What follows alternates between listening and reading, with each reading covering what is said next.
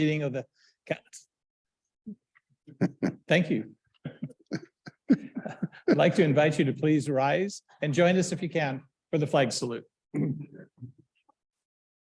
Pledge allegiance to the flag of the United States and to the republic for which it stands, one nation, under God, indivisible, with liberty and justice.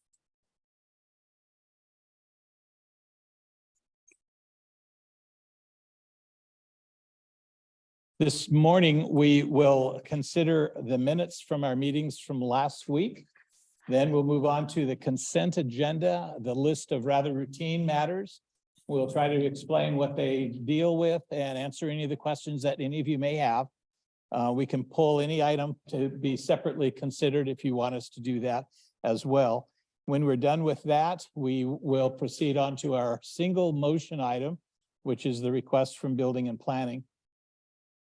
And then the next item is basically bid openings at 11. That is what our clerk does for us. So I anticipate today's meeting to be relatively short to get to public comment. So with that in mind, I'd like to invite Commissioner Mortensen to share with us his review of the minutes. Commissioner.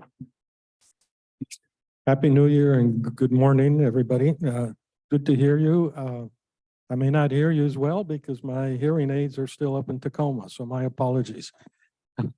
I did review the minutes of the activities of, seems like a long time ago, and I move to approve those minutes.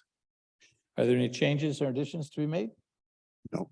All right, all those in favor of the motion, say aye. Aye. Aye. I also vote aye. That motion carries. Under our consent agenda item, we have several contracts, bid awards, and agreements. The first one is a professional service agreement with Gibbs Olson to look at alternatives for replacing the treatment plant that we operate at the Brook Wastewater Treatment Plant. Brook is a subdivision that is off of Ostrander Road. And it was a privately owned sewer line, it's a sewer treatment plant that was installed at the request of both the state and Cowlitz County years ago. But that contractor went out of business and we have taken it over. It's always a challenge when you have a small number of people trying to support a wastewater treatment facility because the costs are kind of fixed and it makes it much more expensive for that group of residents. At any rate, it's time to be looking at it, and the agreement is with Gibbs and Olson to provide an assessment for alternatives, not to exceed $239,000. There is money in the reserves to take care of that. The second agreement is with Cowlitz Fire District number 3 for new fire and EMS equipment. That total amount is $216,000.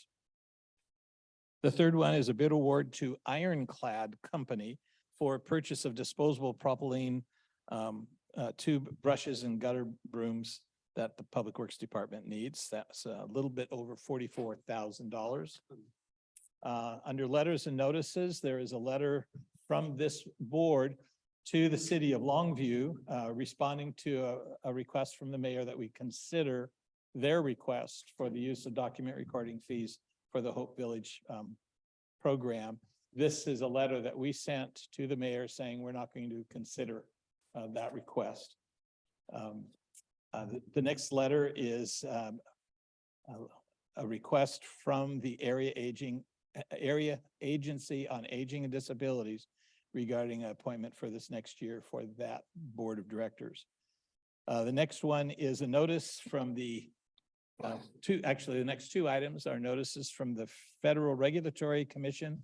Those are the folks that are watching over the dams along the Lewis River, making sure that the safety reports and the improvements that are underway are being undertaken correctly. And the last item is a little bit of a different deal. Part of the upgrading and maintenance at the Yale Dam involves some extensive use and laydown area that interferes with one of the parks. And so the decision has been made to close one of the parks right at the dam. And they have to offer recreational opportunities as part of their federal licensing agreement. And so to compensate, to mitigate for that one closure, they're expanding parking at the other two parks in that area. There is a committee that they consult with. Cowlitz County participates in that committee. One of the members of our Parks and Recreation Board sits on that committee to oversee the recreation program that Pacific Corp provides. And then finally, we have received from the auditor information that last week they processed almost $3.3 million in vouchers, including salary. So having said all that, are there any items you have any questions about before we move on to the motion? Yes, Mr. Chairman, I want to move letter 4A into the motion agenda. Okay. Sounds.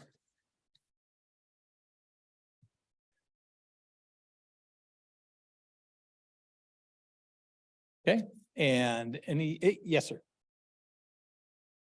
Did I hear that you removed 4A? We're going to move that to the motion agenda item, so we'll be considering. Okay, because I want voting to speak separately. on that, so that'll be later or during citizens' comments. Yep. Anyone else? Good morning. Well, good morning to you, Commissioner Weber. I just have a few questions about item number 2, and we don't have to address that now. I just like to be able to get some information about that later on, a little bit of particulars and details, and we don't need to talk about it now. Thank you very much. Great, be glad to do that.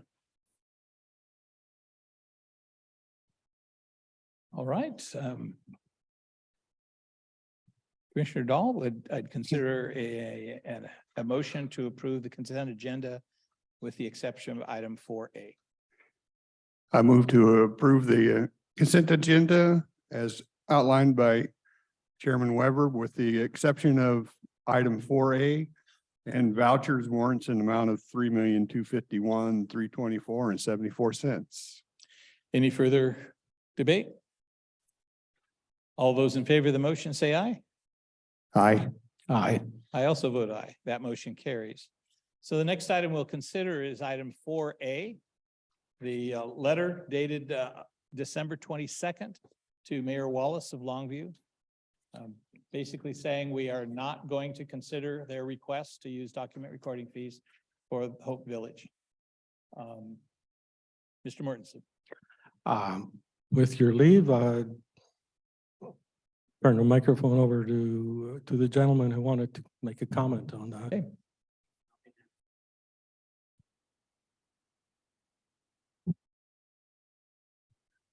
Good morning. As I read this letter, it was signed by Dennis to Mary-Alice Wallis. And it reads, the Board of County Commissioners has directed me by a majority vote to inform you and the City Council that we will not be considering the city's request for document recording fee funding of Hope Village pilot project for the chronically homeless. And I think that that's very appropriate. That's I think that's what I saw here. What I'm questioning is the next sentence where you stated Commissioner Richard Dahl commented that it is such a flawed concept.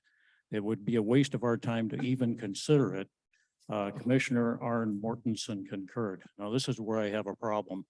And Dennis, I have no idea what your intent is. I can't read your mind. But if I remember, Rick talked for 2 or 3 minutes on the reasons that we should not consider it. And this statement was just part of that. And this statement does not touch on the myriad of reasons that you should not consider it. So this in itself to me is misleading. It is inflammatory.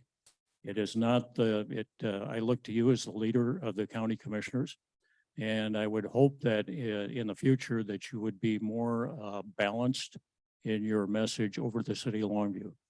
Because as a leader and all of us in here, our role is to be looking forward and trying to build bridges and come up with real solutions. This does not do that. So please, please reconsider in the future, you know, how you frame these things. Thank you. Thank you. Anyone else? So, Mr. Chairman, I have several several problems with that letter. One thing, it was sent out before I got to look at it, and I would have advised some changes there. It is a letter not from you specifically, but from the board. And I think in the process, we really need to establish an approach that says we either act together or we don't act at all on that. Now, there are some specifics there that just befuddle me. For well over a year, we've had a series of various requests, never in a formal way, never is too strong a word, mostly not in a formal way for this. And throughout the last several months, when people were asking for clarification from the board, you would speak, we've never gotten, or we haven't gotten a request. So here we have a letter drawn to refuse a request that hasn't been made, if I follow that logic. Then it bothers me whenever I ask somebody to do something and they feel it's contrary to what they would like to do or think.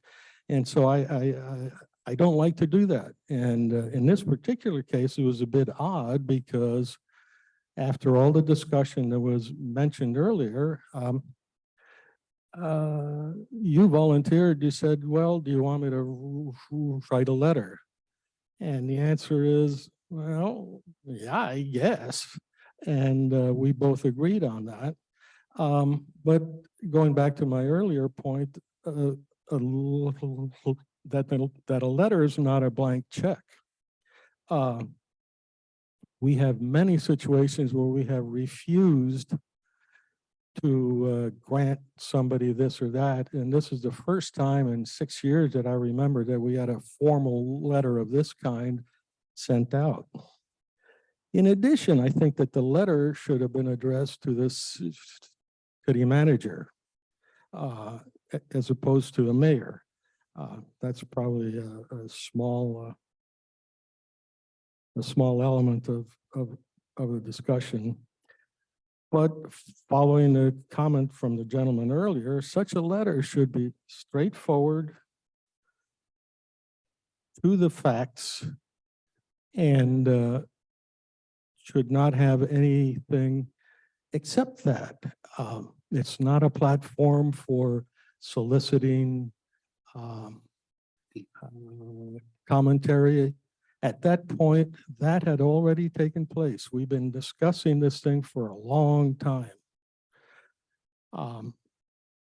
If there was a need for any formal response, it should have been just that.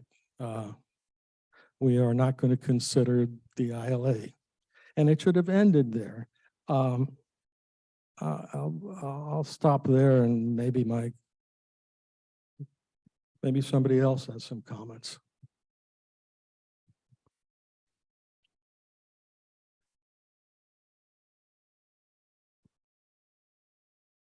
Hello, I can agree with these recent speakers.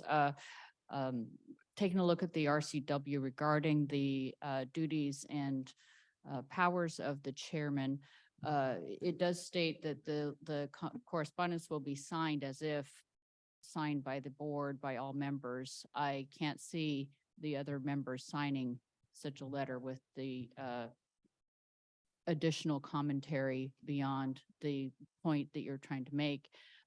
Secondly, coming from, as a member of the public, the portion suggesting or reminding the mayor, the letters to the mayor from the chair of the Board of Commissioners, both who have weekly meetings, multiple weekly public meetings, understand already the process of public comment, to have to reiterate, to remind the mayor that anybody can come and present their statements or their comments, I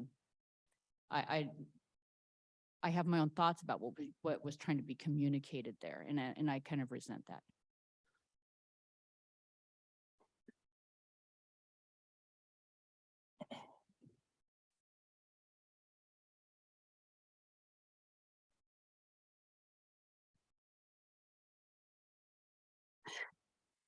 Having served on both sides of the bench, this side and the other side that you're sitting on, I have had some experiences working with some really difficult chairmen in the past who have had a dictatorial policy of, quote, take action and beg for forgiveness later, unquote. Sadly, I have seen these traits in elected officials within Cowlitz County. I would have thought better of this county than that. Again, I don't think you want me to take the time to read the whole letter because the public can view this. It's a public document. This letter was on public Cowlitz County letterhead. It says Board of Commissioners. The date is December 21st, 2022. It's this last month. And it was addressed to the Honorable Mary-Alice Wallis. The letter started out reasonably brief, as it should, since it represented the whole board.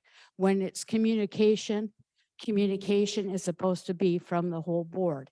It is a vote that was held. It wasn't any in the hallway meeting behind closed doors. And even if it was an executive session and you discussed it, hashed it out, you came to a conclusion, and that's what you wanted, was this letter to be briefly stated, briefly sent to the mayor and the city council of Longview, what your decision was.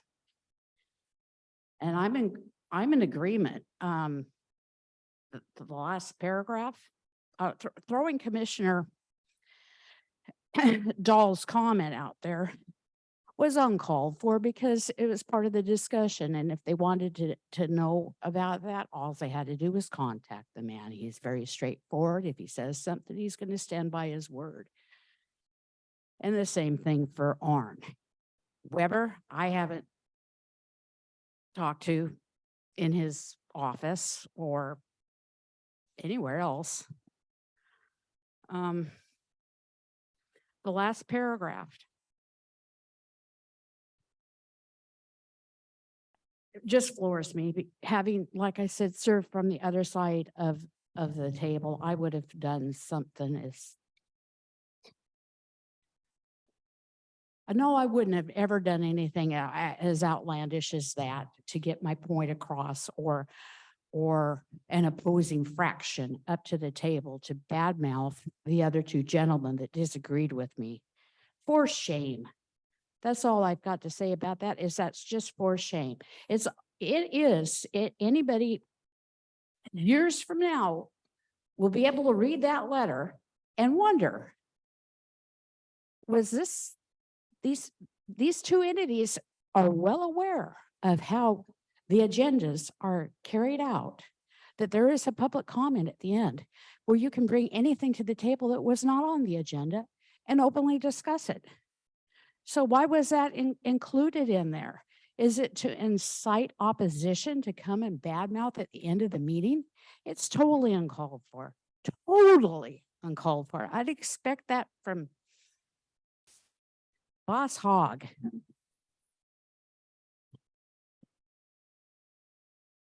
Anyone else? Somebody else approaching?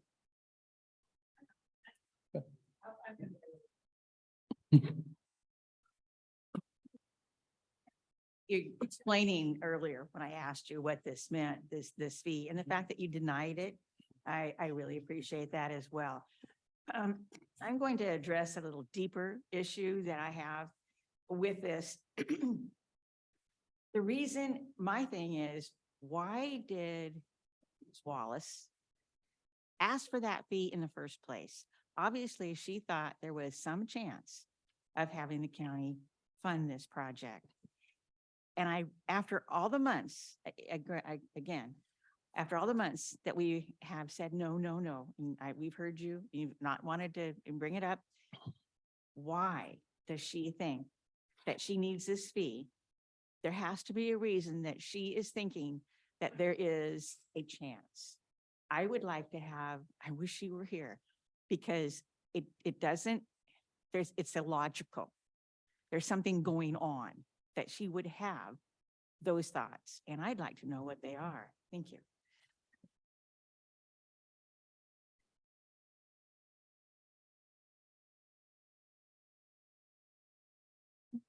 Good morning.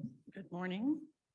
I thought the letter was entirely appropriate. It was factual, and nothing in the letter wasn't already in the public record. So I'm befuddled as to the distaste that it seems to have wrought in people. So I thank you for writing it.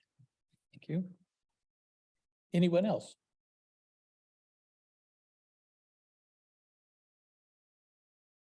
So the issue before us, I guess, is to acknowledge the letter was sent. I mean, that's typically the letter's been sent, that request. Mr. I don't know if Chairman, a motion to, I'm not sure how to handle this. other than- eventually I'll call for a motion Okay. to rescind the letter, but there are two people online with hands up. Okay.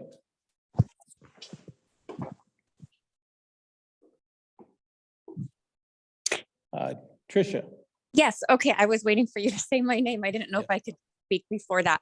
I just have a question about the letter, because my question is at the very end, when it says people are more than welcome.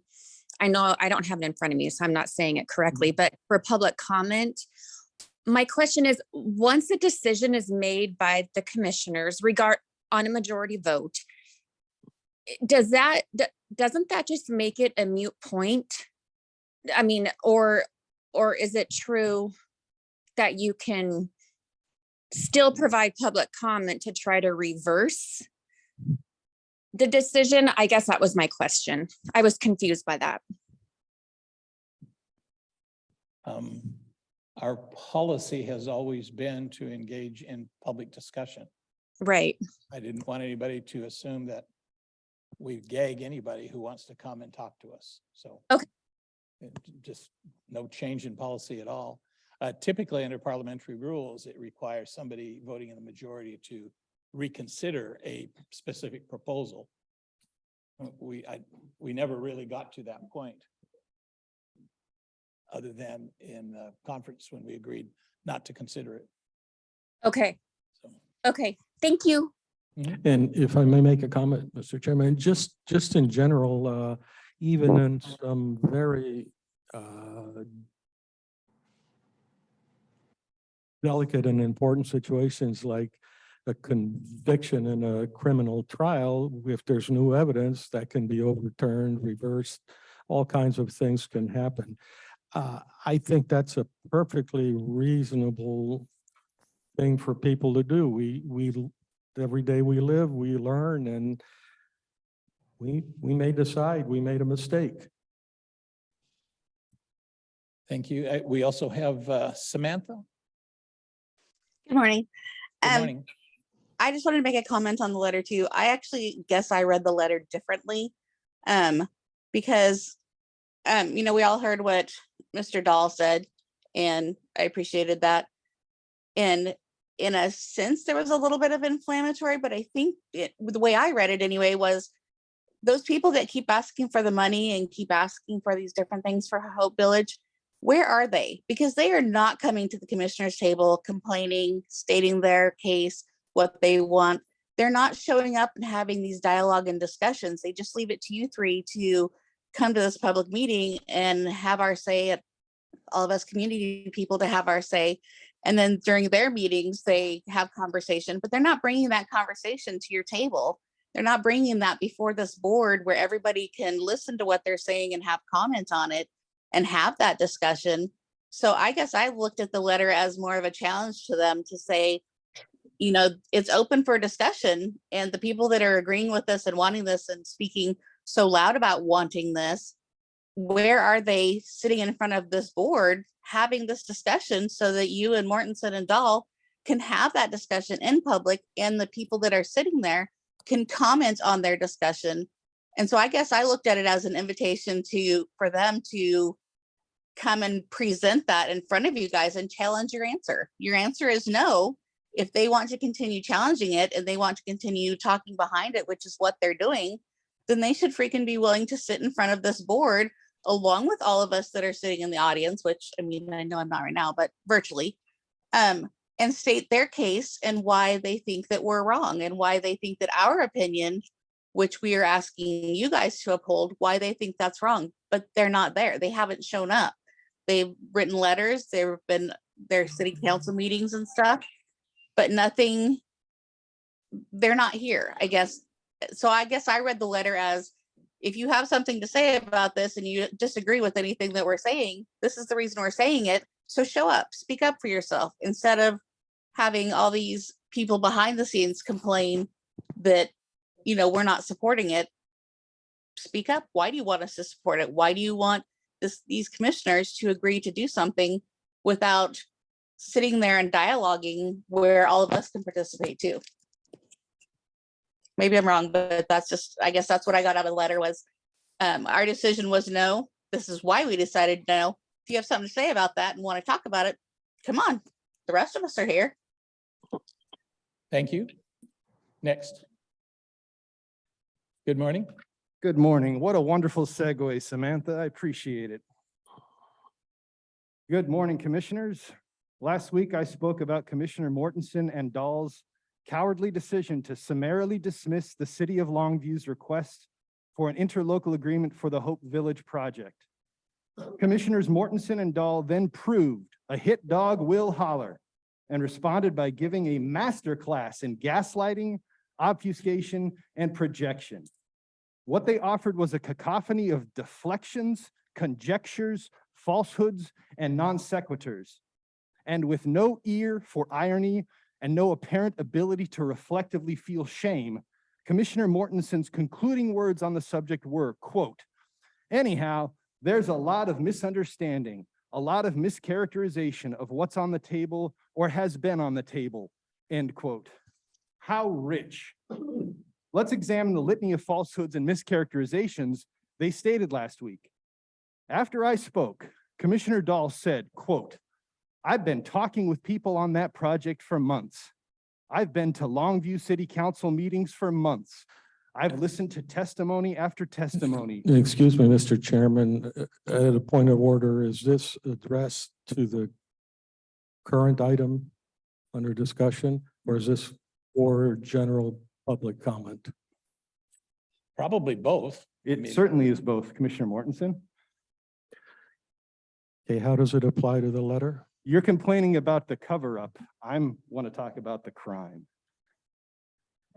So I think this is applicable. If you please let me exercise my First Amendment right to petition my government and continue without interruption. I'd appreciate that.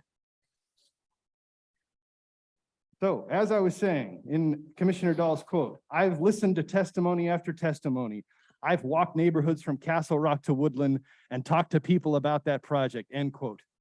Commissioner Mortensen would have us believe he approached Hope Village with the analytical mind of an engineer and said, quote, "I don't think people understand that successful engineering, which should be applied to almost everything, is you identify a problem, you identify the components, and you identify the interfaces between the components. And the affordable housing can be achieved only if we actually produce more housing," end quote. With a straight face, he would have us believe 50 new housing units is somehow not more housing. He then went on to derisively say, quote, "What this has become is a welfare program of a kind which doesn't directly hit housing," end quote. And then he casually drops this contemptible, bald-faced lie. Quote, "They say they have a set of rules now for occupancy of this camp too. Well, if you really look at it, what's the difference between the original Alabama camp and this camp too? And the answer is, well, we've got some plastic houses and everything else is the same, end quote. What utter rubbish. A true mischaracterization if there ever was one.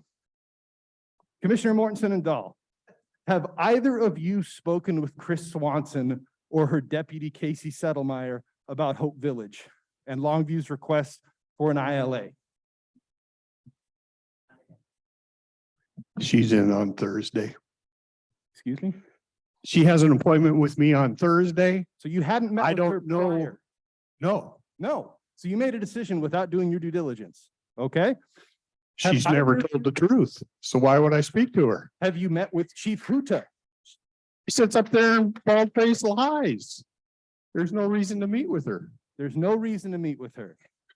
How about the project's facilitators? Have either of you spoken with Major Phil Smith of the Salvation Army or any of his staff?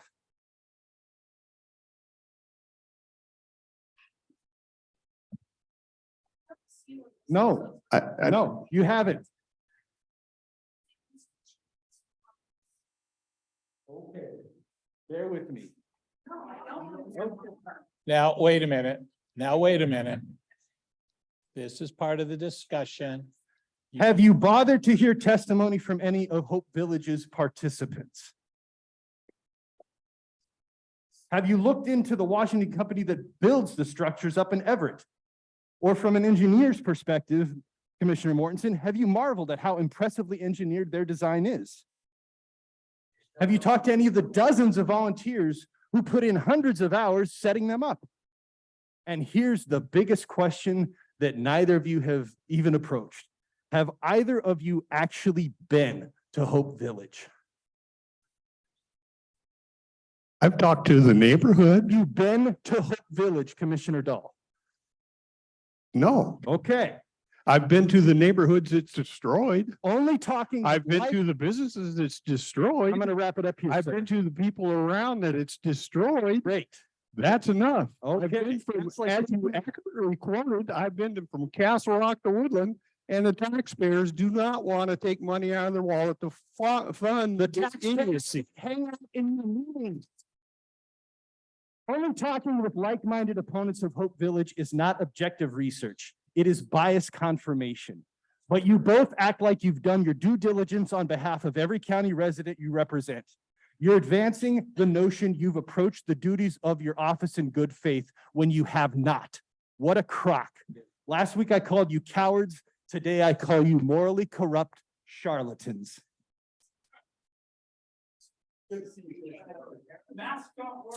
Extra one.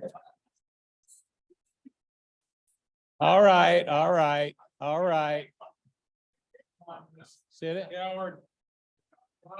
Commissioners, I take this opportunity to speak before you. Okay, thanks. Number one, I have a few things to point out on Robert's Rules of Order, just as much for you all as for the crowd.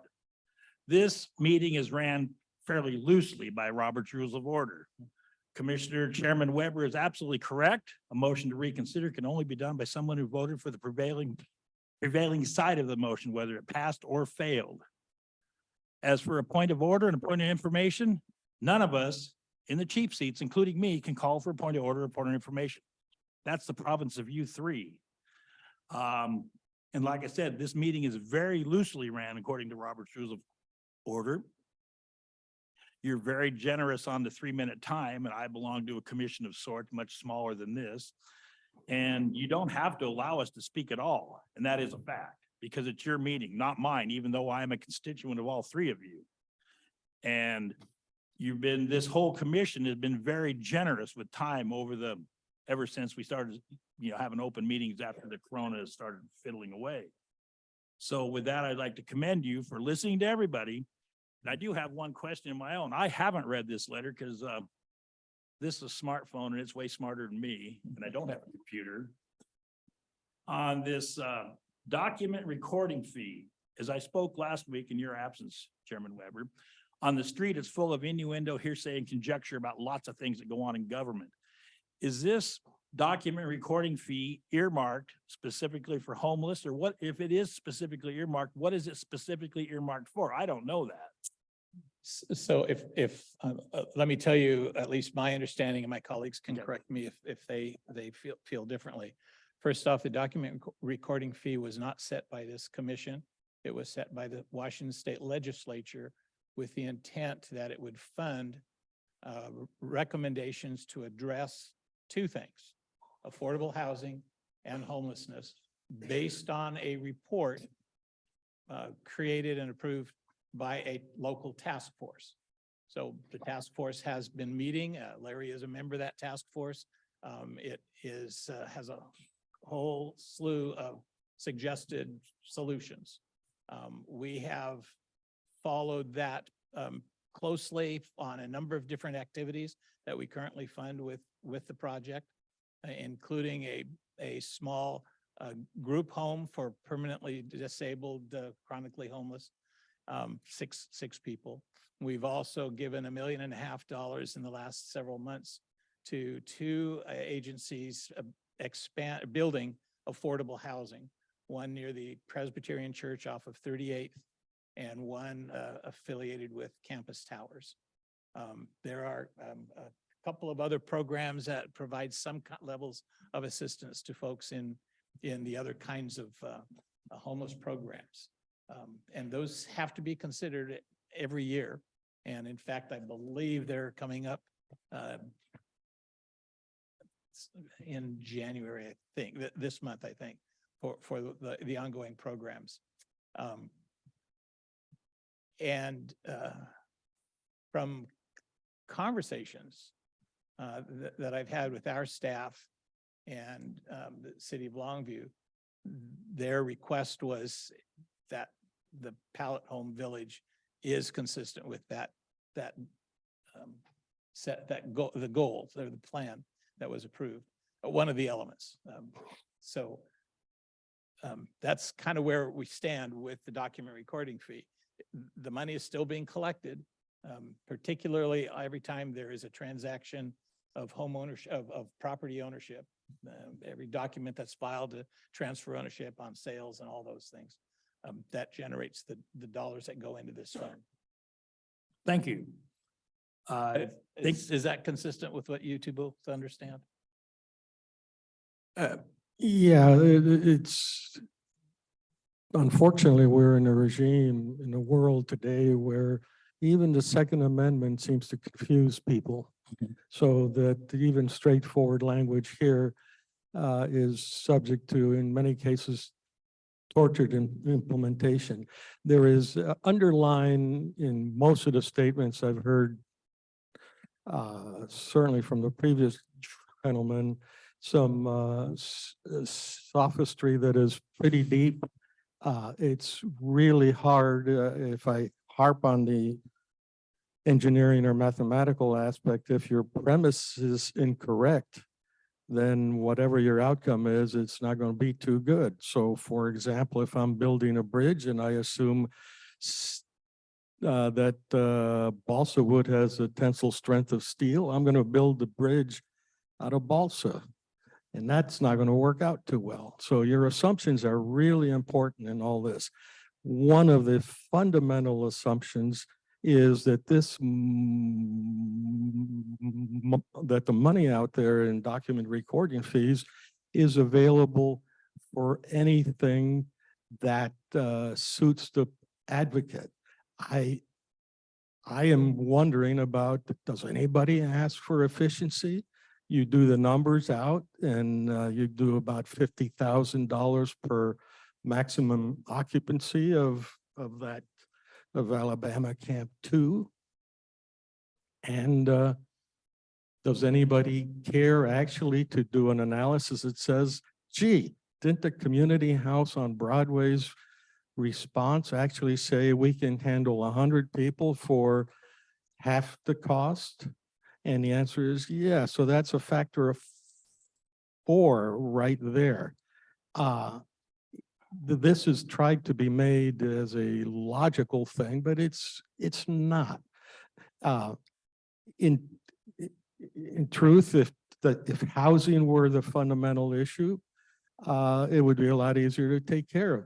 But in any event, the document recording fees I look are for putting more housing on the market. A pallet home is not proper housing. There were violations of the code.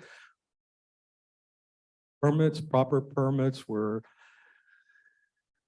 not required. They used the government escape clause of an emergency declaration to alloy any argument and alloy any of the rules the rest of us have to apply. So the whole thing is just a jumbled mess. The chairman mentioned we gave about $1.5 million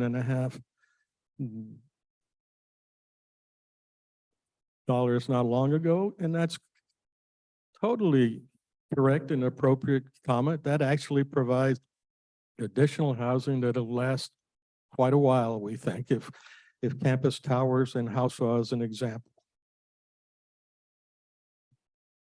I have a few more things I'd like to add. If this was being ran a little tighter on Robert's Rules of Order, this item would have been behind number 5 because number 5 was already the first item under motion agenda. So this would have been the second item. You probably would have dealt with that in short order. I think I remember seeing something in the Daily News about the Campus Towers project. And 2 weeks ago after the meeting, I think on Thursday, the Daily News had a story about the meeting here and it talked about this ILA money issue, whatever. And I thought maybe there might be a workshop or something to add a little more light. When you say the money available, I mean, Commissioner Mortensen addressed that in length, but I would like to submit that money available means the money's up there and it's up to you 3 people's discretion, not what anybody else thinks.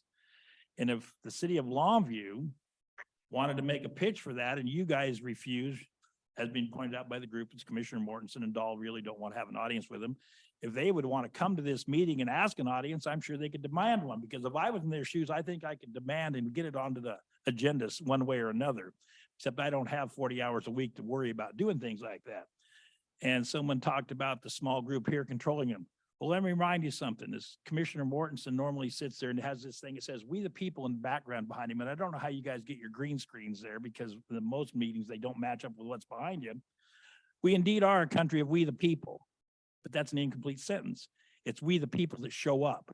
That's who runs the show, the people that show up. So if you want to sit at home on the sidelines and complain about what happens, you always hear say, you know, if you don't vote, you can't complain. If you don't participate, you can't complain, because voting's only the start of the progress. You got to come to the meetings. And if you want an agenda to go one way, you got to help shove it that way. It doesn't happen automatically. Thank you very much for your time and consideration. Just a couple of comments on that. Robert's Rules of Order is a very complicated system. We seem to have fewer people in this board than there are, say, in the halls of Congress or the legislature up in Olympia. Robert's Rules of Order is basically required for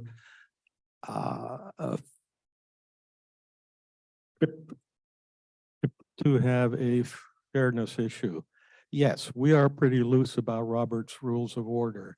We are human up here, and we can give people individual attention. That seems like a reasonable thing to do. As to the we the people, there's a tremendous confusion. We the people starts out essentially with a contract that was developed and encapsulates the wisdom of centuries of mankind. And we were fortunate enough that it came together at one time where we had some substantially brilliant and courageous people. Now, we operate under the delusion that we are all here in a democracy. So most of the people that come up and ask for things, they're asking for their neighbor to pay for whatever it is they want. And that is, our oath of office is to the Constitution. I cannot go and say, the person at the podium there, we 3 decided that you're going to pay that person $100. It would be, according to some people, legitimate. According to me, disgustingly destructive. So those are just a couple of comments. Good morning. Back to a point of order, this memo dated December 22nd. I'd like some follow-up on that. That was received by the city of Longview. You have confirmation of that? We didn't send it certified. We sent it. Okay, you send it. So what date was it sent? What is any expected follow-up? The memo, of course, has a first paragraph that has a statement of fact. The second paragraph is a cannonball thrown over their platform as City of Longview. And so I expect, what are you expecting? Is our rebuttal coming back, a request coming back? What is your expected follow-up to this memo? The intent was to put the ball back in their court if they want to follow up. I mean, Okay, that cannonball that you threw across to them. so I wouldn't characterize it as a cannonball. That was a That direct, second paragraph is a cannonball well, that was also a direct quote. as taken out of, in a form of context. So I'll go on to Well, my I next. think it fairly accurately reflects, doesn't it, Rick? I mean, that Well- was my intent. In fact, I double checked. The point is, we as the community have been at all these meetings. Mhm. We've stated numerous facts Mhm. in all of the council meetings and before you here.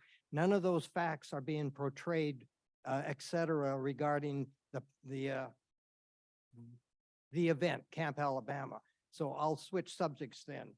You brought it up, recording fees, document recording fees. There are two definitions that are very uncertain.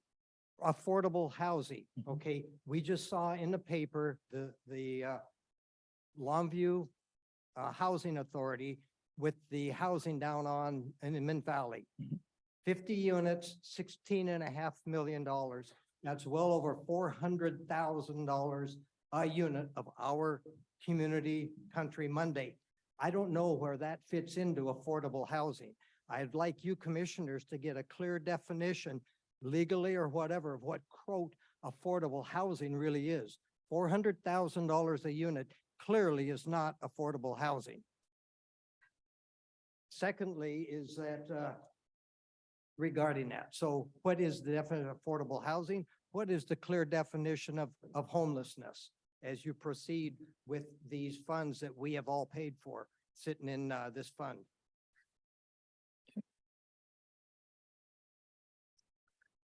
So regarding homeless, that's again, one of those terms that began being pretty clear to a lot of people.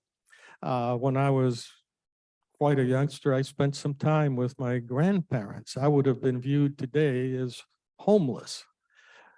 And so what you're seeing is a typical government political resetting the goalposts, resetting the definitions such that more and more people qualify for intervention. And that's a serious problem. I have mentioned before that we have an agency that wants to grow and grow and grow. And that agency finds that there's health issues in everything. And so we have, again, a conflated problem between homeless and people who cause themselves their own homelessness or whatever you wish to see. Let me call that the welfare bridge.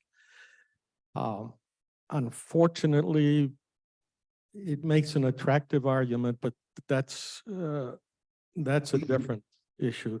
In terms of the apartments, I remember the previous speaker, maybe it was 3 or 4 years ago, was appalled because we gave what is today Housewa a substantial amount of dollars to refurbish some of the apartments that were only about a year old.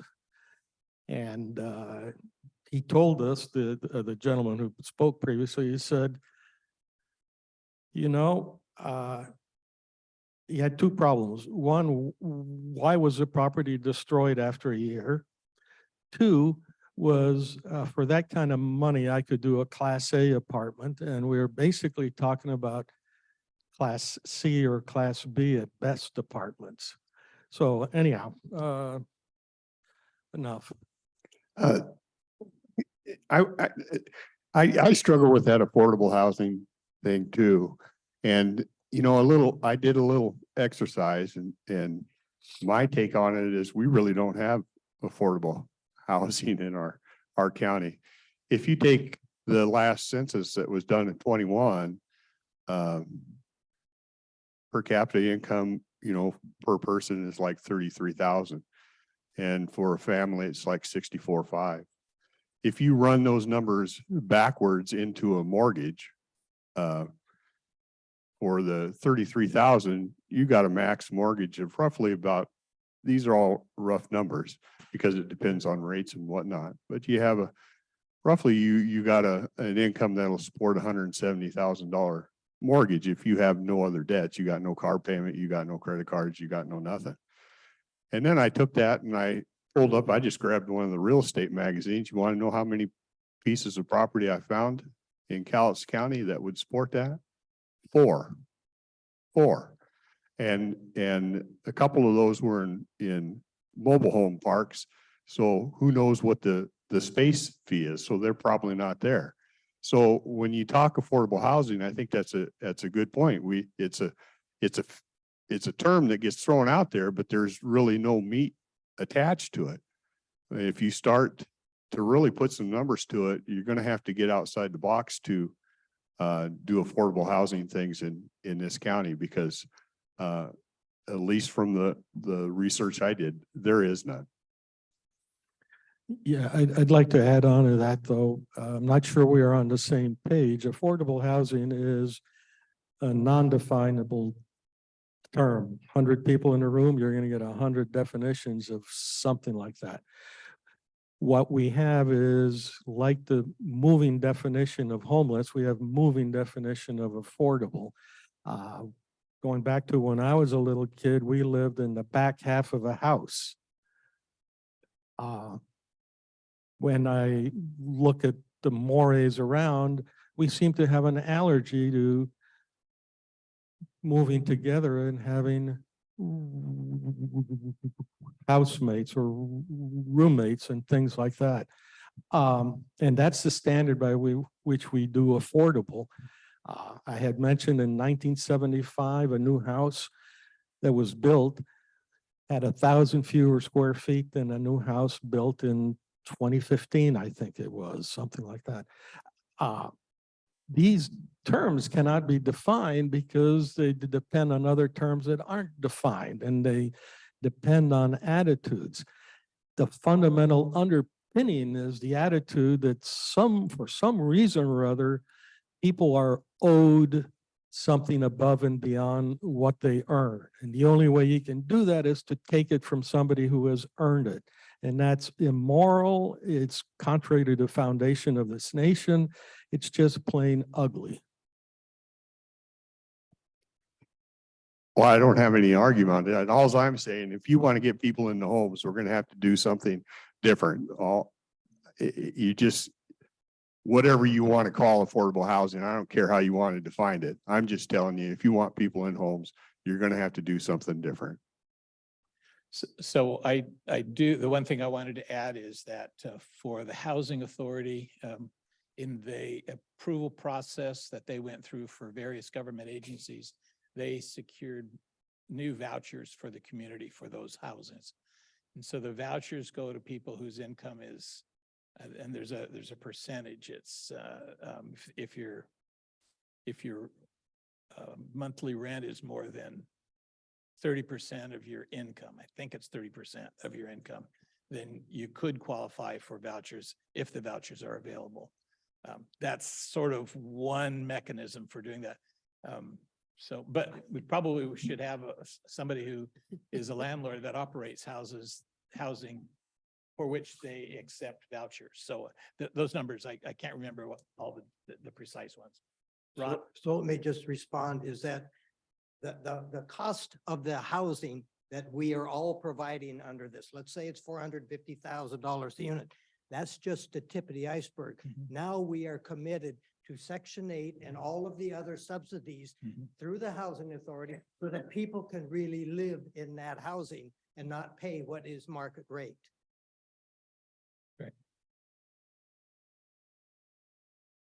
Yes, ma'am. Okay, we're all here to communicate. Now, I kept hearing interlocal agreement and found out that it was a proposal.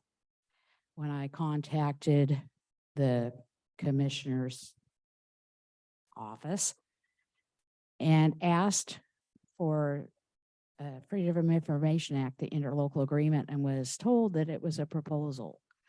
In this proposal, I was only able to print out 6 pages because the internet doesn't fluidly work to all households. The cloud is mucky.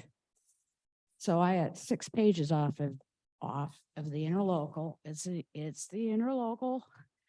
And it does not say, as the letter did, that it was a pilot program.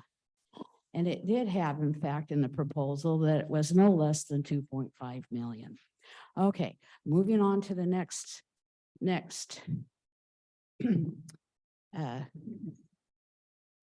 The previous gentleman had mentioned about the RCW for this on the Cowlitz County website. It doesn't seem complete. The website for the collections and where the money's going, the document recording fee programs from this meeting, I could tell were incomplete. What was given, for those out in the audience that would like to look this up, it is a Washington state law that they are called RCWs. RCW 43.185C. That is the RCW that people have been asking about and referring to for the documentation fees. The Cowlitz County website says that it collects approximately $850,000 a year in document recording fees. They're not only for the sales, but like if you have a survey, they have to record it. And there's a fee for that. That's where the fees come from, is recording all various documents. Okay. Cowlitz County, the website says, contracts with community-based agencies to provide housing services and programs. And then the other page that you can click on the link takes you to the document recording fee programs. These are the community-based programs that are on the website. Community House on Broadway for the last year was given $53,568. At Christmas, I received a postcard saying that they really needed more money for upgrades of their HVAC system and their roof. So $53 at $53,568 really seems pretty low for the amount of money that they got from the entirety of the county, not just Longview. We're talking from Kelso, Woodland, Klamath, Castle Rock, the whole broad range of the county. And they are located on Broadway in Longview. Cowlitz Family Health Center was given $53,548. The emergency support shelter, the coordinated part, was given $35,000.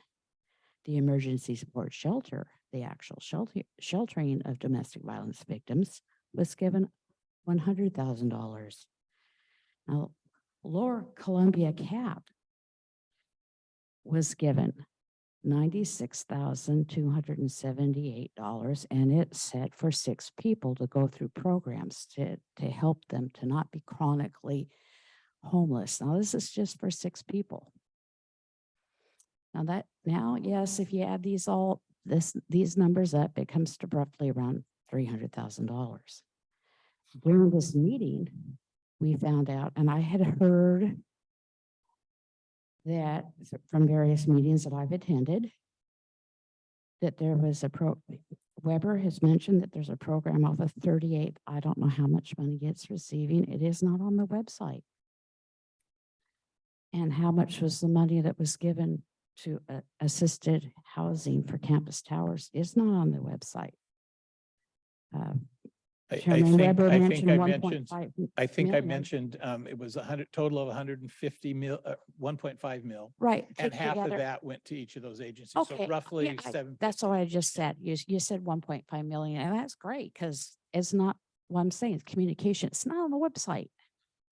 So you're looking at that. If somebody was to look at the website and not familiar with attending your meetings and everything, they'd wonder, well, where is the rest of the money? So that's what I'm getting is communication is key. And we have a fallacy in posting. I wouldn't trust the Ethernet world.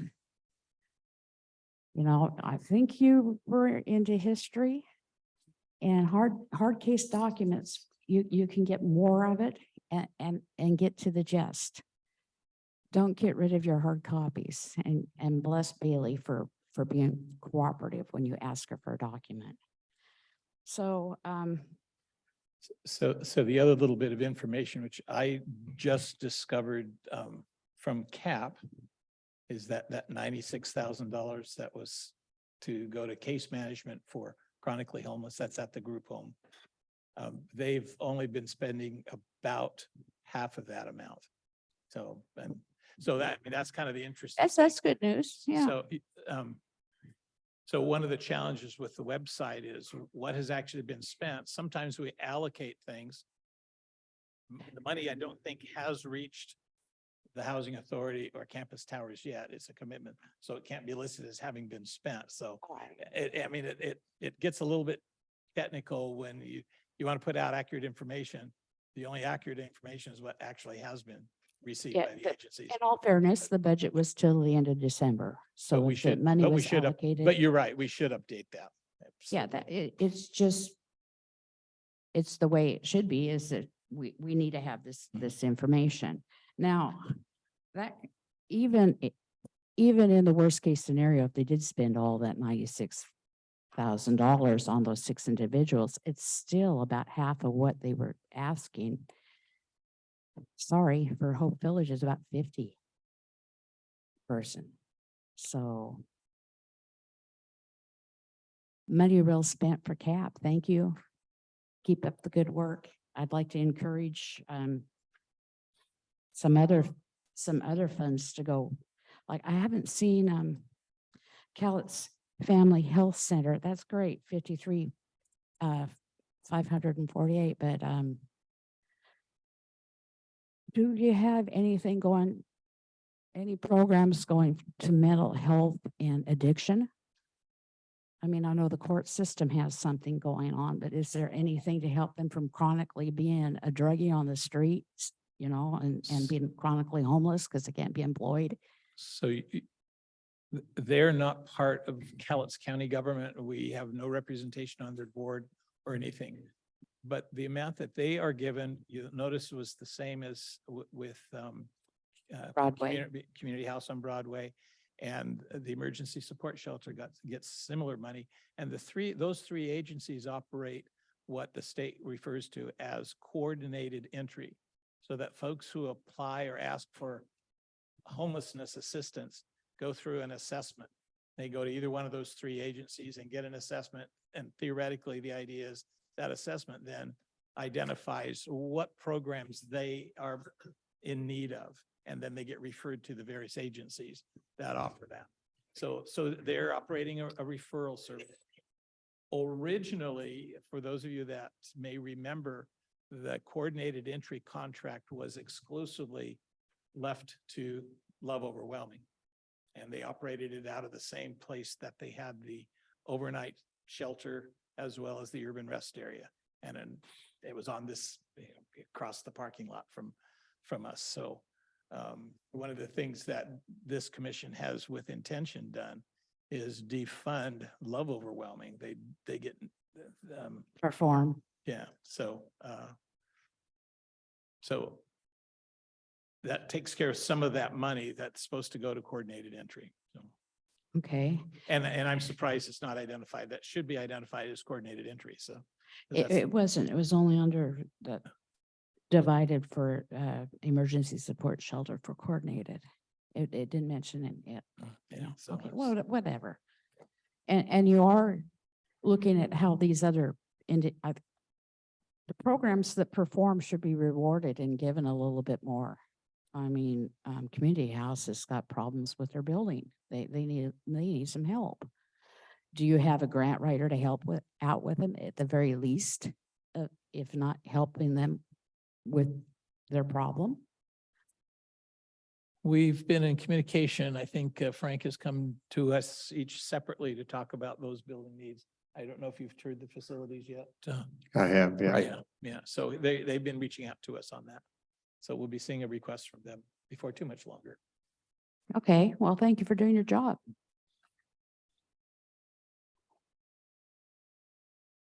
All right. Anyone else?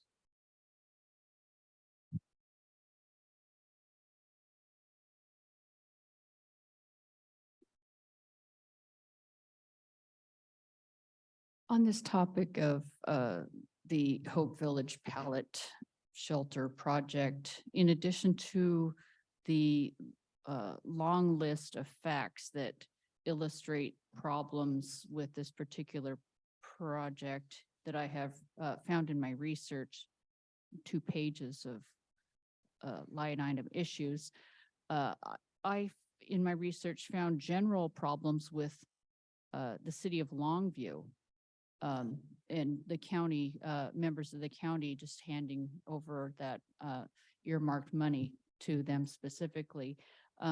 One, on their website, anything to do with their document recording fee, the most recent I had found is from 2016.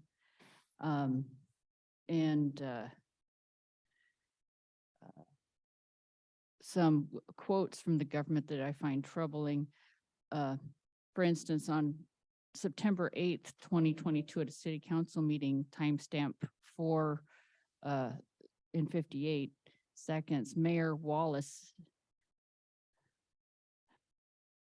Wallis stated that council votes on projects often without pertinent facts, such as cost, setting a very concerning precedent for policy.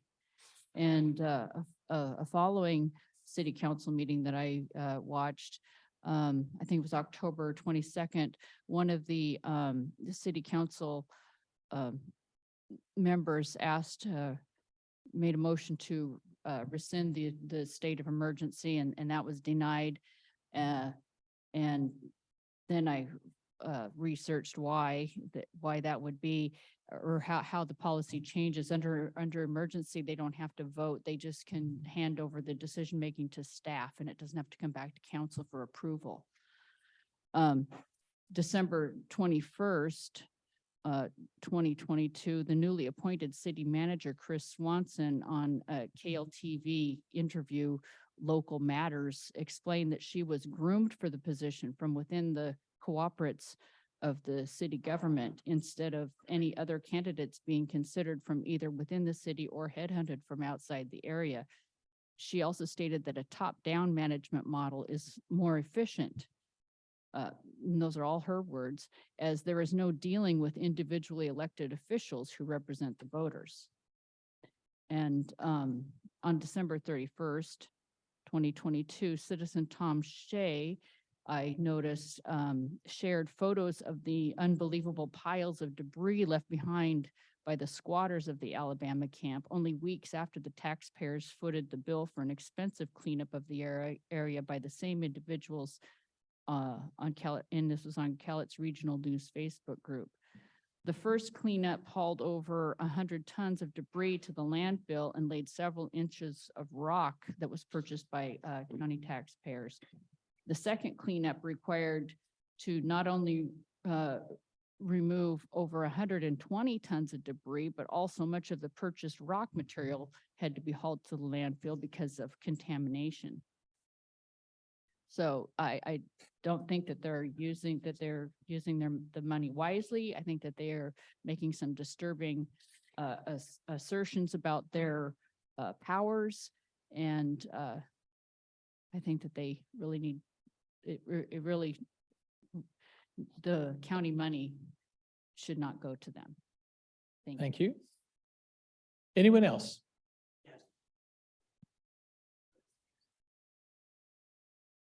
Thanks for your indulgence in all this. We're a really agitated crowd here. This is a letter I'm going to be sending to the Daily News. I want to start my statement with a quote by a chronically homeless, addicted woman who had lived for years in a low-bar entry camp in Portland. It's a piece of cake. You get 3 meals a day, don't have to do S. Wake up, eat, get high, wake up, eat, get high, repeat. They are loving us to death. What I have seen from the proponents of Camp Alabama's ridiculously rebranded as Hope Village is arrogance, NIMBYism, top-down decision-making, and total disregard for those impacted by these choices. By placing this social experiment in the financially and socially vulnerable Highland neighborhood, they have simply pitted the working poor and disabled against the destitute. There are better, more humane and constructive solutions to this problem. Many of the unhoused and addicted are chronically mentally ill and warrant stronger, more stable preventional interventions. The juvenile center has about 60 unused beds that could be converted safely to adult use. There would be appropriate mental health and medical staff to monitor and provide rehabilitation and treatment humanely. Placing people in pods is not only degrading and infantilizing, but it will also rarely result in successful reintegration into functional living. Also, there could be beds made available for the medically fragile to find shelter and medical care that will be stabilizing and life prolonging. Just a moment. Open and repurposed former juvenile beds will create room at the county jail to accept the chronically antisocial criminal element that literally disrupts and even terrorizes the general public, especially those who live near the camp. Many in that area are experiencing the effects of trauma due to the ongoing crime and violence. We should not rely solely on private NGOs whose books and methods are harder to scrutinize and who often siphon vast amounts of public funds and offer little end result. By the county taking charge and having the capacity to budget, hire and fire and train staff, we can guarantee better and more accountable programs. Please reject the Hope Village proposal. Help us work toward a more professional, comprehensive solution. The city of Longview should never have approved a program during an election year. Election outcomes are often uncertain. They irresponsibly spent money on the supposition that they would have a willing board of supervisors. Elections have consequences, as often been noted many times before. Thank you for your time. Thank you. Anyone else?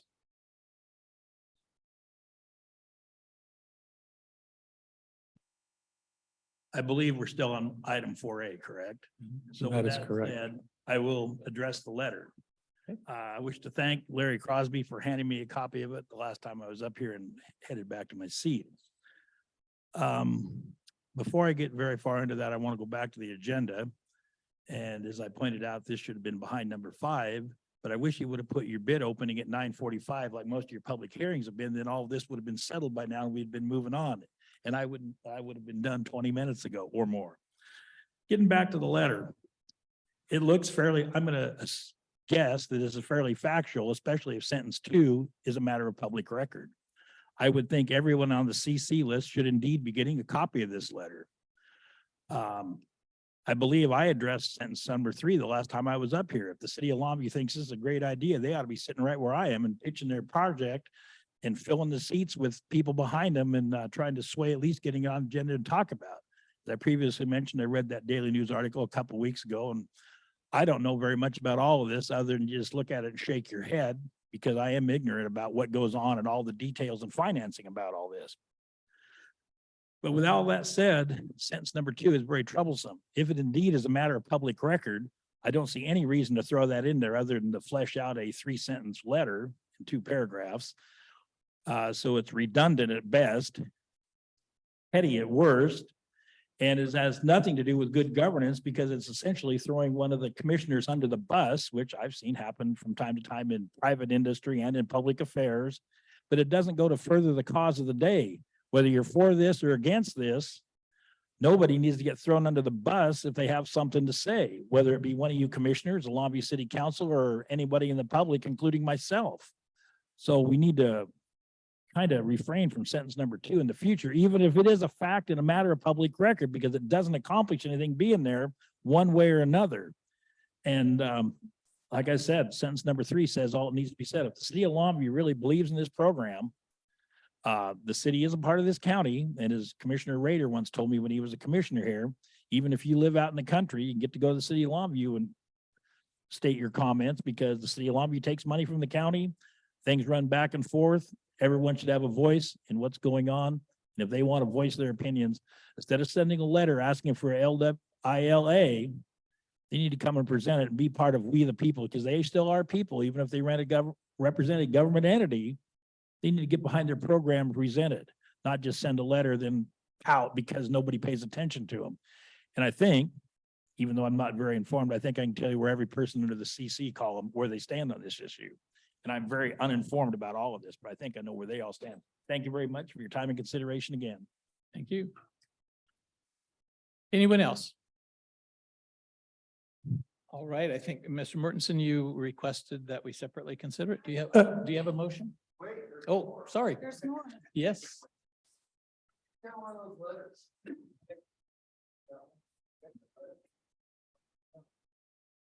So I just want to say, I read the letter and it sounded like a temper tantrum. The first part was okay. The second part, it sounded like you were having a temper tantrum. And you are the commissioner of my district. So I'm coming before you. And I'm saying, Mr. Weber, pull up your big boy pants. Rewrite the letter as it should be. It's ridiculous. Ridiculous. If I were to write something like that, when I was working for Aaron's Errands, I'm pretty sure I would have been reprimanded. If I were to write something like that to anyone in my family, they would be upset. You're my district commissioner.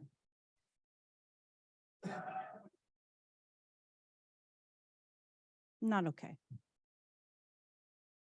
You threw Commissioner Dahl and Commissioner Arnn under the bus, and it was disrespectful. It wasn't okay. And I just think that you can do better. You've been doing this how long? How long have you been in politics? Depends on how you want to define politics. 50 years. 15 years? 50. 50 years. You've been in politics for 50 years and you wrote a letter where at the end, it was like, nanny, nanny, boo, boo. No, come on now. Pull up your big boy pants and write a nicer one. One that represents all three of you. The way it should be done.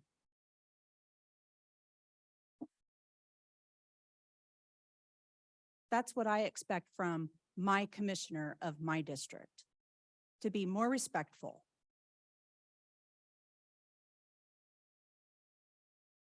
That's what I ask of you. I read that, I was like, well, that cannot be from my commissioner because he has ethics and he would not do that. So I am asking, as a constituent, someone who had, and I do mean this, I did vote for you, to please rewrite that. That was tacky. My grandmother would have, oh my goodness, I don't even want to go there. I don't even want to think about what she would do, but please rethink that.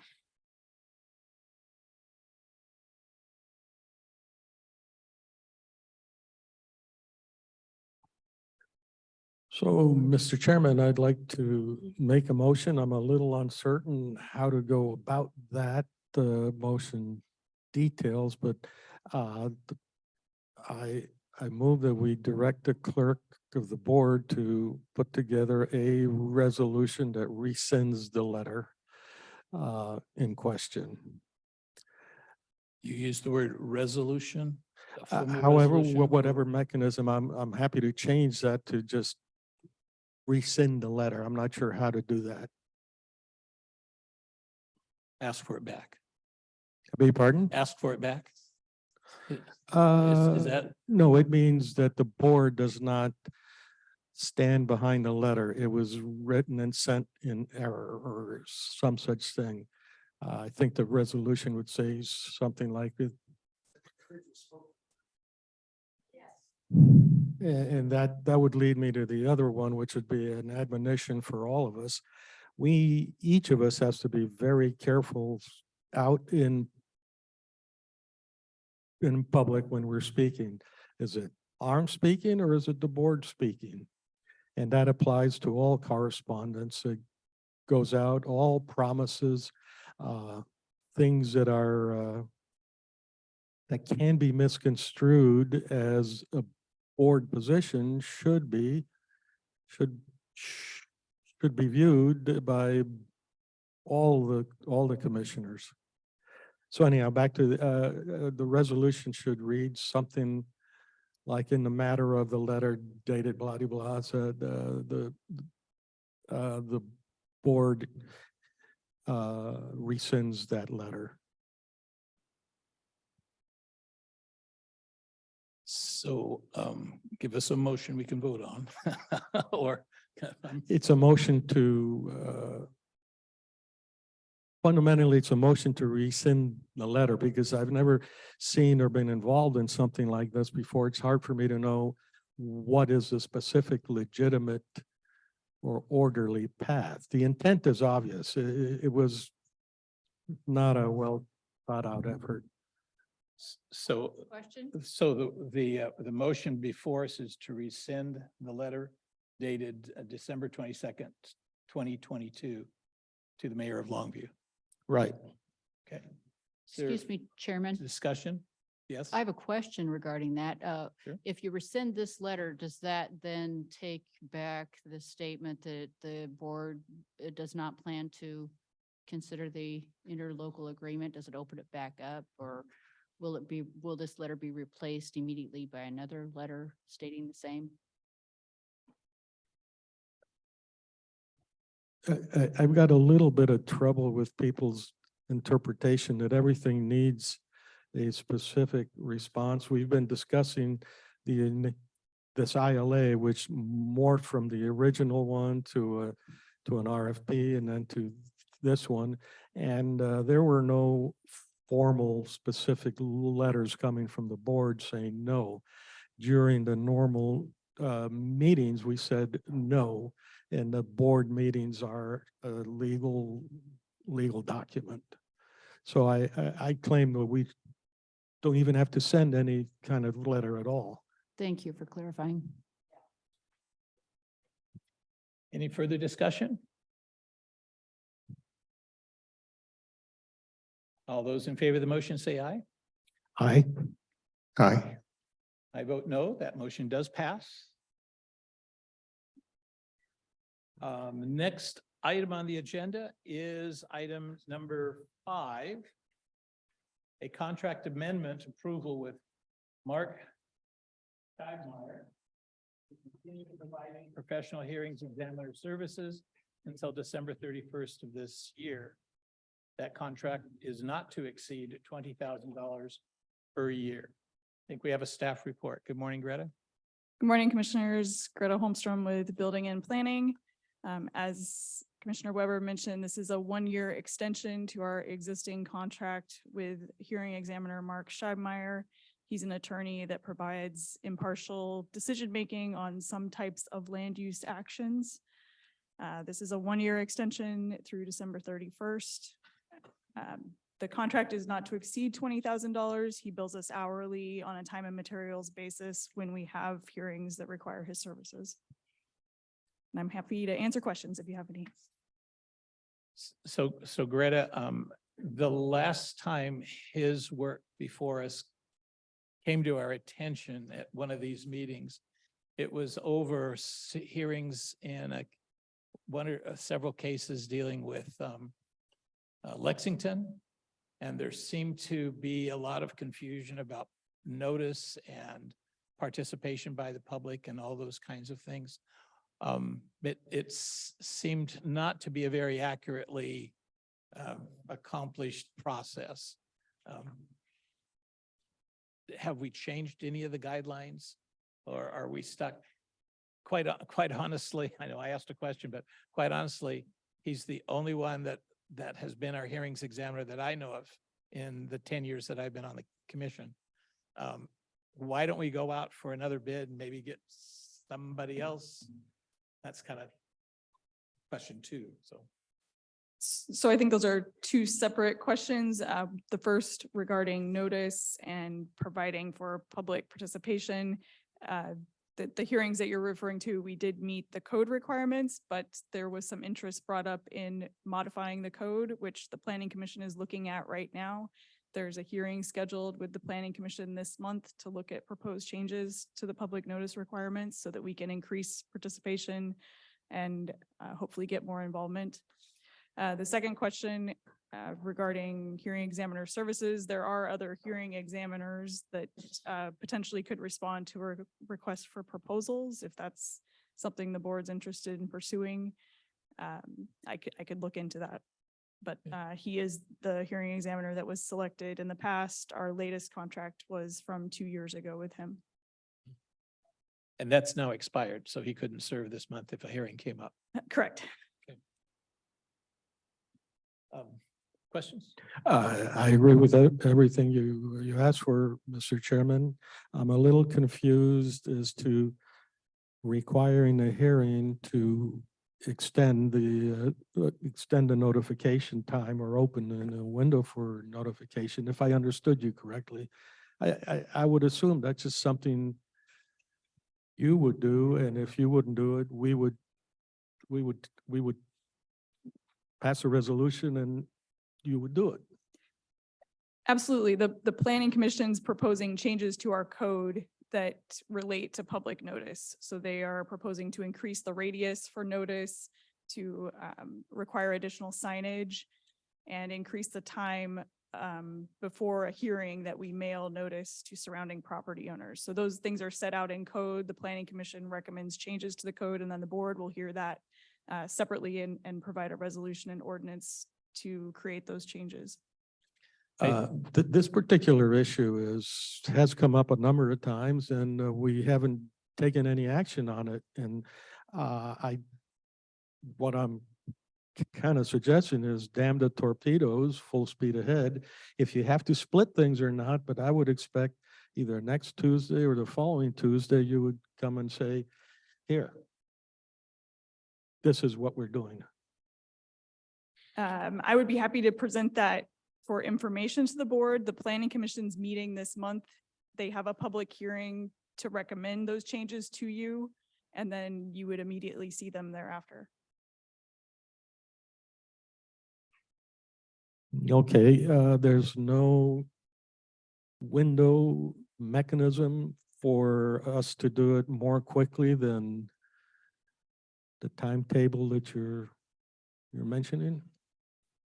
You could adopt it as an emergency ordinance, and then the Planning Commission, you would have 60 days for the Planning Commission to have a hearing and then bring it back to you for final adoption.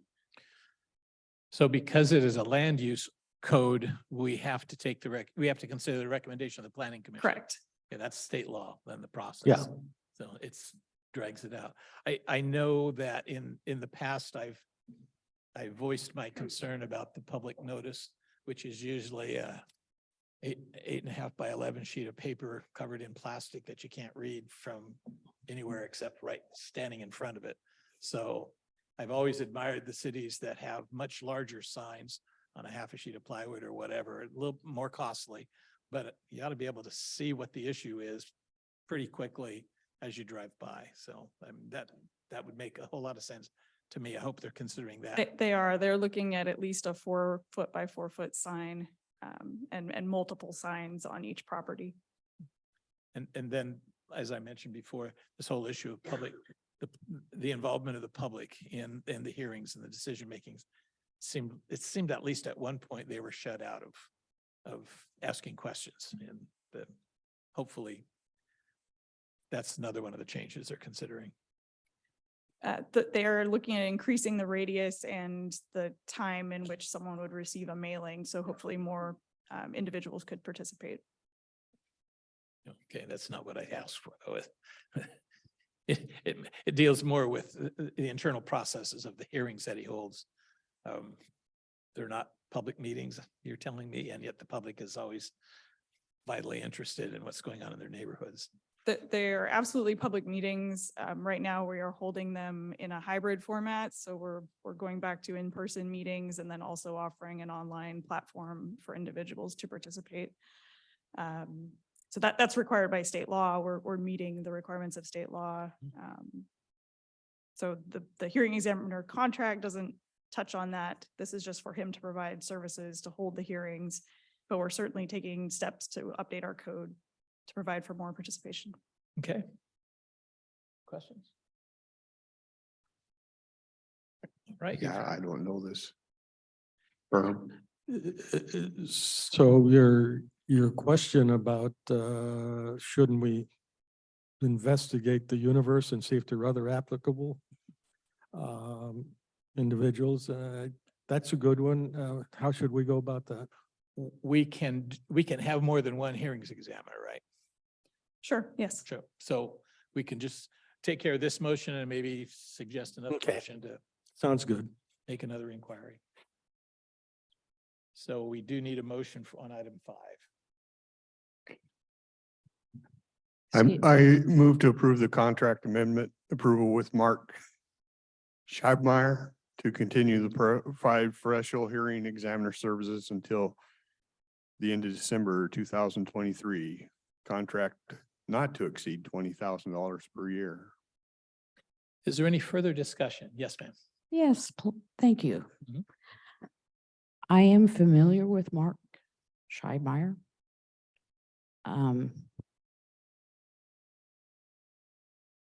Have been in hearings with him before.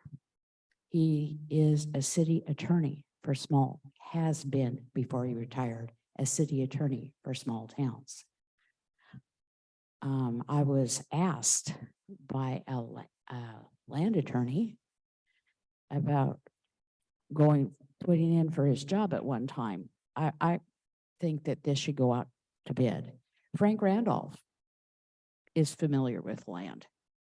He's a land attorney and he is retired in the same situation as Mark. God's sakes, put this out for bid. My experience with Mark is that he had a tendency of kicking a can down the road and not coming prepared to my meetings. I'm sorry, I could not hear that last sentence. My experience with Mark Schreiber is the meetings that I had and I attended. He was not prepared. He would kick the can down for the next meeting. That is my experience with Mark Schreiber, being as thank you. kind as I can and in black and white. And I know there's somebody in the audience that's been screaming and hoping somebody would say something. I know this, been covered. There is actually an RCW, and I didn't have a copy of this because of the communications problem we have of this agenda. There is an RCW that things are supposed to go out for bid. Now, Mr. Mortensen, you had asked for the possibility of an emergency situation because you had some hearings and works in the process right now. But I wouldn't consider, I think it'd be breaking an RCW to continue just because you let the timetable run out before you send out for bids other attorneys that would be willing to represent the county. To extend another individual for a full year, that would be bad form. But I think if I understood the chairman, which I think is pretty common practice, that this is a not to exceed. It's not a mutually exclusive contract of any kind. So we could do what you suggest and still pass this ordinance, pass this. Emerges as an emergency ordinance because time has run out. You don't have anybody to take the place for this hearing examiner. I mean, what's the rush? It should have gone out for bid. It should have been in the paper, should have been published, should have been posted as any other contractual agreement. Or if you were going to have somebody build a bridge, you know, certain people do certain parts of a project. This should have been addressed before D-Day. You know, this is the first meeting in January. And yes, in the overall scope of things, not to exceed $20,000 per year, that's not a big deal, but Okay. no, I want to see other people have the opportunity to put in for this job. Not just, we don't want to just rubber stamp. So, Greta, the fact that it is, the contract has expired, do we have legal certainty that it's okay to roll it over after the fact? Or do we need to hold off on this amendment until we have a chance to talk to the lawyers and see if we're on legal standing? This was prepared and signed in December. I can check and see if there's any legal issues with it, but my understanding is we can amend the contract to extend it for 1 year this time. Okay, so we do have a motion before us to approve. She says 1 year at a time. I want to see the RCW on that, the rules. You can vote what hell you want, but I'm going to hold your feet to the fire because this isn't right. It's not been opened up to bid. It hasn't been announced that the job is available for anybody else to apply. Now we know going back well before your 50 years, this wouldn't have flown. If you have a specific project that you have to have him, that somebody else who is actually in charge, if it's about land, he's a city attorney.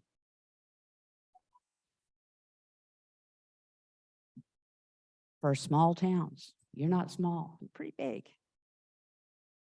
So I'd say you better have your facts to back you, because I'm gonna come back here and yell and you don't like getting chastised. And it will happen.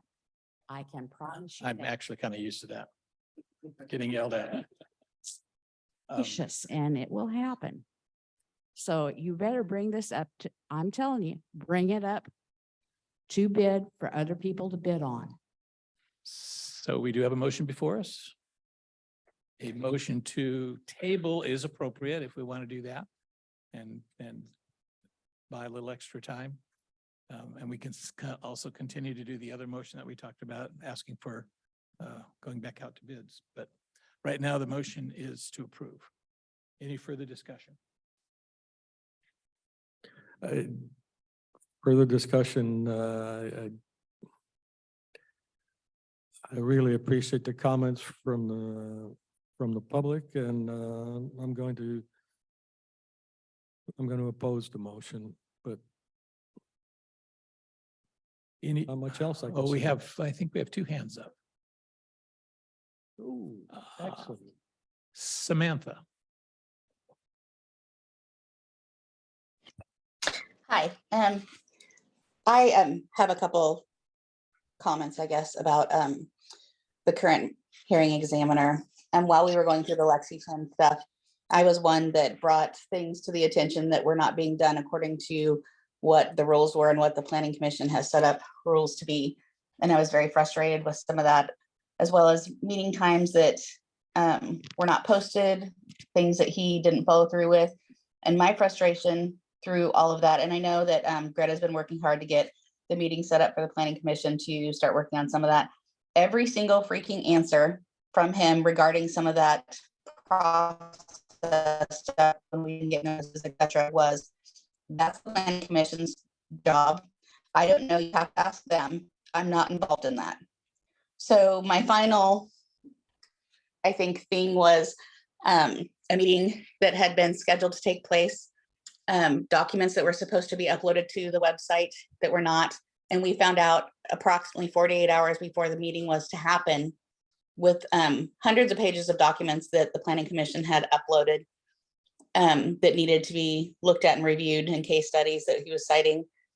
And so they postponed it, or he said that they would have another meeting and gave us 4 days to get all the information and prepare it to have another meeting. And so he called another meeting in addition to that. And at that meeting, he basically referred to everything he said before as to that it not being a problem. And so my comment, statement, whatever on this person is, there are other fish in the sea. And if he doesn't know the process and he's not making the process be upheld, that he is stating is the process, and he's not helping the Planning Commission move forward on some of those processes that we have been talking about, and he doesn't even know the rules of it, and he's been doing that for this long, I think it's time for a new change. I think it's time to either find a new person or bring up that we're looking possibly for a new person to hold his feet to the fire so that he'll do his job, because it is very frustrating. And I should be able to ask a question to a paid attorney about the process and about the process not going forward correctly, and he should know the answer. It shouldn't be a mystery to him. It shouldn't be just thrown back to, oh, the planning people didn't do it. It makes the planning people look bad, and he's the one that okayed it. So he needs to know the rules too. And if he's been doing it as long as what he says, he needs to know the rules. So I would encourage you to either table this for more information, or do a short-term approval because things are already, in process, and revisit it by opening up the bids at a certain time. I'm not really sure. I mean, the ball's in your court on that. I do have a question for Greta though. When is the next planning meeting? Because I was watching the website and I didn't see the, I don't see that meeting scheduled for the discussions that you guys were having on the process and the signs and etc. So I just see the regular third week meeting, but I haven't seen any additional meetings or workshops that we had talked about previously being posted. Am I missing something? The meeting is held on the third Wednesday of the month, and the agenda will be posted by this Thursday. Okay, so there's not any other meetings except for those ones. Correct. I thought there was going to be a workshop on this.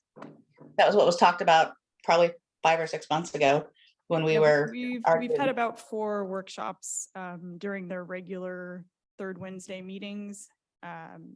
This is proposed to be a workshop and a hearing. They can continue to workshop it if they want, but they feel like they've made progress and are ready to have a hearing. Okay.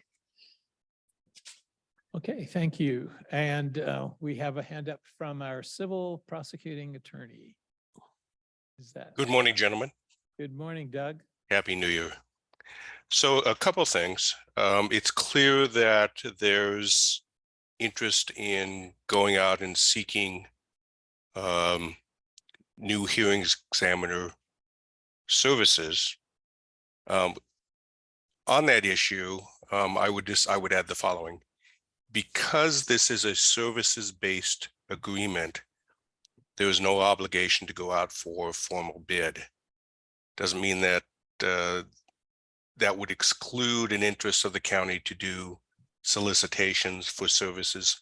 And in fact, that's in your policies and procedures that recommends that generally as a proper approach. So going out and soliciting for other individuals to perform those services is well within the authority and probably in best practices of the board. But no formal bid process is required under the RCWs.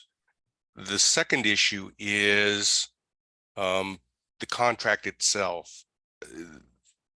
It's appropriate to go ahead and sign the agreement because I went back and checked the original from years ago. It has a termination for convenience clause in it. It's a standard personal services or professional services agreement. And that means that for whatever reason and at any time that the county decides to do so, it can terminate the agreement for the services provider. So it might be in the best interest of the county, at least in the short term, to sign the agreement to cover those instances where the services of a hearings examiner may be required. And I would include instances where a property owner has, for instance, a special use or a conditional use permit and needs to do a quick fix or come to hearing quickly to adjust their special use permit. The absence of a hearings examiner forgoes that ability. So there's something of a public service in having an examiner available.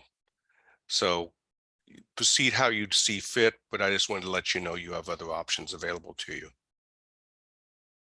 Thank you, Doug. Appreciate that. Any questions? You're welcome.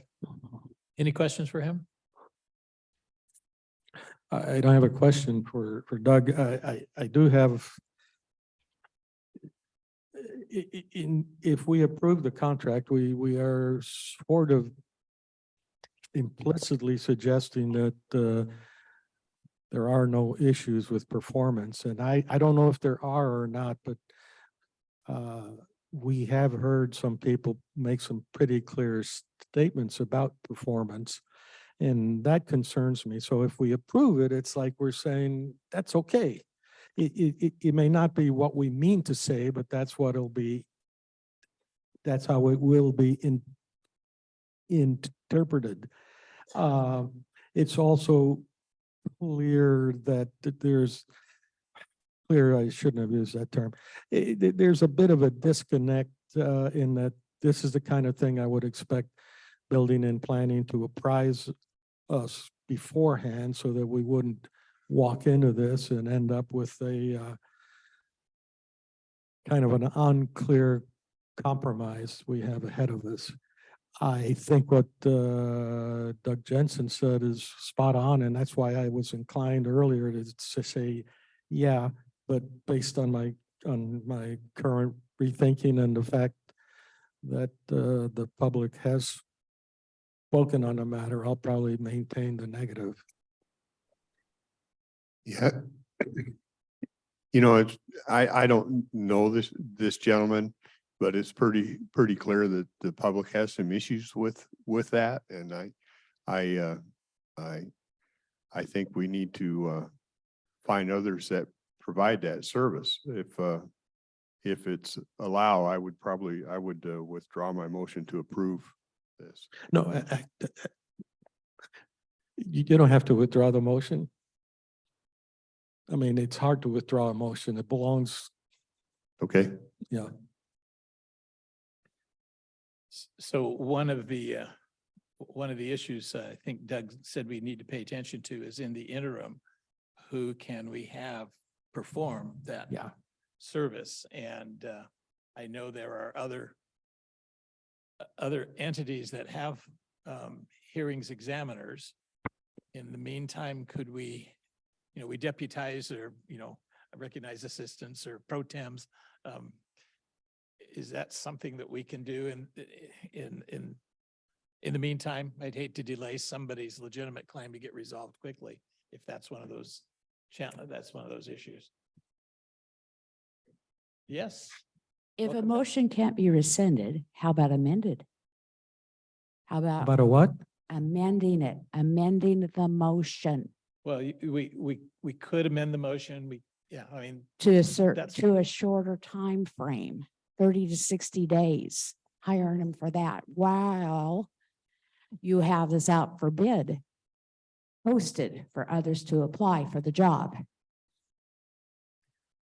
So Then he's not- in other words, you'd say amend the motion to read services until January 31st, 2023. Well, we're kind of in an emergency situation that had just let gone. So other than going with a full year and not having this going out to bid, yes, 30 to 60, 30 would be my fave. But realistically, 60 days is 30 to 60 days is how long you would take to get an answer from other individuals, correct? Most likely. I think if we vote no on it, it's not going to change what building and planning has to do. They'll find us the hearings examiner. So I don't think we need to do anything except vote no. I mean, if we vote no, we still don't have to do anything. Okay. I wasn't sure because alls I heard was he couldn't rescind his motion. And there's always that possibility, but no works for me. All right, any further discussion? The issue before us is the approval of contract amendment until December 31st, 2023. Is there any further discussion? Hearing none, all those in favor of the motion say aye. I just repeated the motion. All those opposed, say no. Opposed? Opposed? Opposed. That motion fails 0-3. Is there anything else we brought to our attention? Our clerk will almost get a 10-minute break. Can I freely talk? I can't make that judgment, Okay, but you can certainly address us. I'm really excited. Whoa. Oh, that's good, good. I I'm really need to hear you excited better. about this one. So, I was the first to hear about it in my circle, and I just want to share it with you. So whoever's listening, if they're in Longview or the Highlands, specifically the Highlands, that they will, pay attention. Happy New Year. We're going to have our ribbon cutting ceremony for the satellite station this Thursday at 3 p.m. So this has been long awaited. And that is, I don't know, what's the date on that? Anybody got a calendar? I got a calendar. The 5th. So the 5th at 3 p.m. I don't exactly know their address, but it's across the street from us. We're 292 21st, so across the street, a building that looks like ours, but newer. So this satellite project is what? It's our police satellite station, So Longview Police the Department. Longview Police Department. I am really excited. Thank you. I'm really excited about it. I just got the email, and if I could, I would be jumping up and down and be like, woo. We've been waiting for this. It was supposed to happen this summer, and then it kept getting pushed. So please come, ribbon cutting. So there you go. Thursday, 3 p.m. I expect to see each of you there. Dennis? I was at the last ribbon cutting that Well, this was is held a in the new one. neighborhood. This is a new one. Okay, there you go. All right. Anyone else? All right. Our clerk will have about 10 minutes break before the bid openings, but that does take care of the business we have for us this morning. So with that in mind. So just to be clear, the time for public comment has arrived. No public comment. Correct. Okay. Yep. All right. Oh, wait, there. Oh, okay. Sorry. That's We didn't make why that I clear. asked. Smartphone, I'm like the other guy. Good morning and happy new year to y'all. Nice to Morning. see you again. I've been here a few times to speak about the Highlands and that. I have to say I agree with not funding this camp right now. It would be different if there was rules, like if it was a safe and sober camp, and that's why I was asking permission to, or I've asked you and asked the council, are these permitted? Were they inspected? Because the gentleman that spoke earlier said, has anyone been up to see where the pallet homes are built? Well, you go on their website, it says these are built to the highest industry standards, typical sales speech. But if you read down that webpage, you go to there's a little sentence in there that says to be installed to be installed and inspected by professionals. And to me, professionals would be your code enforcement and, you know, to make sure they're safe dwellings. And then my question would be, well, what if someone gets hurt in this camp? I mean, has anyone even, what did the city's insurance say? And I have never gotten an answer. And that's really all I had to say. Thank you very much. Thank you. Just a comment about that. That's one of the many arguments why it was very difficult. It would be improper for the county to subject itself to possible lawsuits on an issue over which it has no control.